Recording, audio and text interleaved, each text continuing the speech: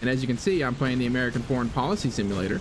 Well, hi, you silly goose. Today, we are taking a look at 5 sci-fi indie games. As always, these games are ranked in no particular order. Let's hop right into the list. The first game on our list of 5 sci-fi indie games is the action roguelike bullet hell named I Come in Peace. This charming sci-fi indie game, developed by Fooya Games, features an adorable little alien who wouldn't harm a fly on purpose. The premise of I Come in Peace is to help our extraterrestrial friend, I'll call him Al, repair his UFO that has crash landed on Earth, while constantly avoiding the onslaught of human beings whose idea of welcoming hospitality is chambered in 556 NATO. Right away, one of the things that I thought was unique about this game is that you are a pacifist throughout the entire game. Literally, Al the alien has no intentions of fighting with humanity, even as they fire their weapons at him, send helicopters, Humvees, and tanks. Oh, and the president brought a mech suit. You heard me right, there is a boss fight and it's tough. In order to survive the impromptu trip to Earth, Fooya Games has given us a couple of tools to keep poor Al from being turned into alien Swiss cheese. We have the ability to create a forward-facing shield that deflects oncoming fire, like Kenneth Copeland deflects all questions about his use of church funds. Oh yeah.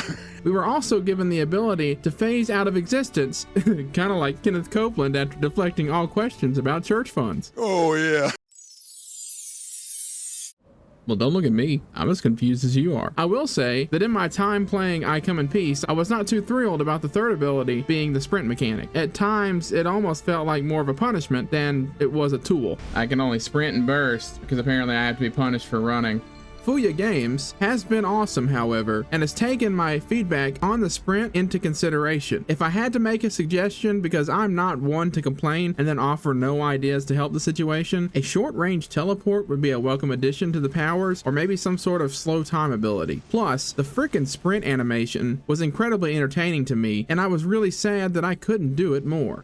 You know, Overall, I had a lot of fun with I Come in Peace. I want to thank Fooya Games for giving me an early access review key. If you are interested in playing, head on over to Steam and wishlist the game, and then mark your calendars for launch day on April 16th. The next game on our list is Desecrators, published by Perp Games and developed by Woodhound. This action-packed retro FPS puts you in the pilot seat of a faster-than-light cruiser named Nightingale. As a Desecrator, your task is to plunder and raid various targets, taking on enemies and finding all sorts of different artifacts and weapons. If you get motion sick very easily, Dramamine will be your best friend should you decide to play Desecrators, because this game features a 6 degrees of freedom style of movement. This will allow you to duck, dip, dive, and dodge the menagerie of weapons fire that will be thrown at you. And the mission system is also quite interesting, giving you a choice of 2 targets, one being more difficult than the other. Throughout the missions, you will be tasked with retrieving gold cubes, causing meltdowns, and as the difficulty progresses, taking on different anomalous enemies. If that wasn't enough, the game also has a rival mechanic that spawns in rival Desecrators that will attempt to take your plundered goods as their own. Speaking of plundered goods, dispersed all over the levels are areas full of relics and artifacts and various weapons for you to try. There were a lot of different weapons available to use, my favorite being this railgun. And to add to the variety, each weapon can be upgraded, and you can find upgrades specific to the ship itself. I can certainly recommend giving Desecrators a try. You can find it on Steam for $14.99 USD. Before we get into the next game in our list, if you like indie games and game reviews, would you consider hitting that subscribe button and liking this video? Oh, and I also have a Discord. The invite link is in the description. Our next video is going to take us on the spookier side of sci-fi. Who Are You is a sci-fi psychological horror game developed and published by Haunting Humans Studio. In Who Are You, you play as Ray, a man haunted by the disappearance of his wife 20 years prior. As the story lets us know, you also have a daughter named Maddie, whose whereabouts are currently unknown, which only adds to the lonely feeling that Who Are You brings out with its writing. However, as you will find out, should you give it a try yourself, Ray might not be as alone as he thinks he is. Overall, in my short time playing Who Are You, I was thoroughly impressed with the way that Haunting Humans Studio managed to capture both the loneliness in Ray's life, along with the looming uneasiness of being watched. If you want to try it, to get a glimpse of what Who Are You has to offer, or if you're a 90s kid and you want to relive the trauma of this scene,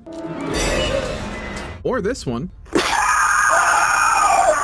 Then check out the free demo available right now on Steam, and be sure to wishlist the game so that you will know when the full experience of this sci-fi psychological horror becomes available. The fourth game on our list of sci-fi indie games is going to get Interstellar. Vagrient, developed by Andrew Vagrient Bray, features an armless alien named Vagrient. Vagrient has found himself separated from his clan that is at war in another solar system. The main obstacle for our intrepid alien hero is a corrupted warp gate that is preventing him from making his way to the solar system where his clan resides. To bring that corrupted warp gate back online, Vagrient must defeat 5 unique bosses who sport different mechanics, requiring the player to study and learn each fight. These Titan bosses carry a special energy orb that the corrupted warp gate requires to power back on. Along the way to finding these Titans, you will encounter multiple warp gates that take you to different planets, and the path that you take on this journey is completely up to you, as it is fully open world and non-linear. To add to it, this fully open world also has the chance to spawn random events, like these wormholes, and this enemy that I'm pretty sure is a random event that wiped the floor with me. There are also many different powers that you can unlock as you progress through your journey, but you have to be careful because your powers and your health are linked together. For the loot goblins in the crowd, there are a lot of different items that can be obtained, like relics, which provide an array of different bonuses depending on the rarity. Should you collect all the power sources and reactivate the corrupted warp gate, there is still plenty of content that only becomes available after the completion of the game, and it involves the Steam leaderboards. But if you want to see that, you're gonna have to play the game for yourself. You can find it right now on Steam for $9.99 USD. There's also a demo if you would like to get a feel for the game before you buy it. Finally, destruction physics and explosions galore await us in the last sci-fi indie game in our list, Space Engineers 2, developed and published by Keen Software House. This sci-fi sandbox, soon-to-be survival crafting space base builder, is currently in early access, with new additions being added quite frequently. Space Engineers 2 allows you to unleash your creative side, building sprawling bases in the asteroids, colossal ships that make your player character look like an ant, and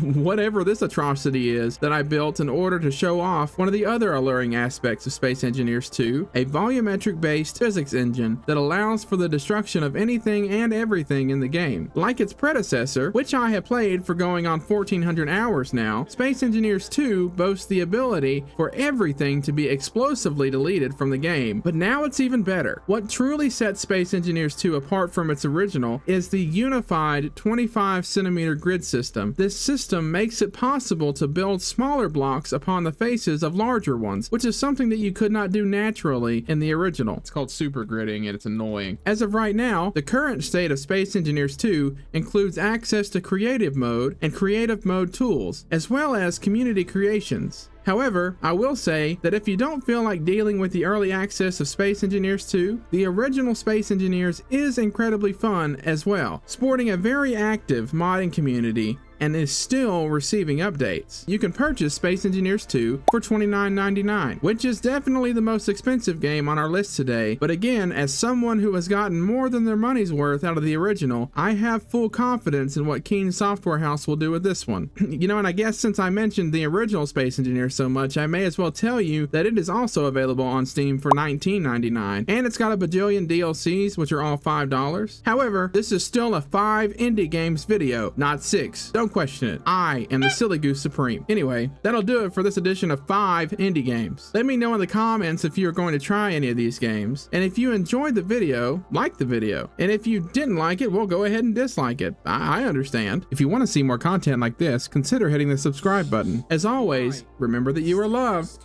and until next time, see you, silly gooses. Did it just call me the yellow turd?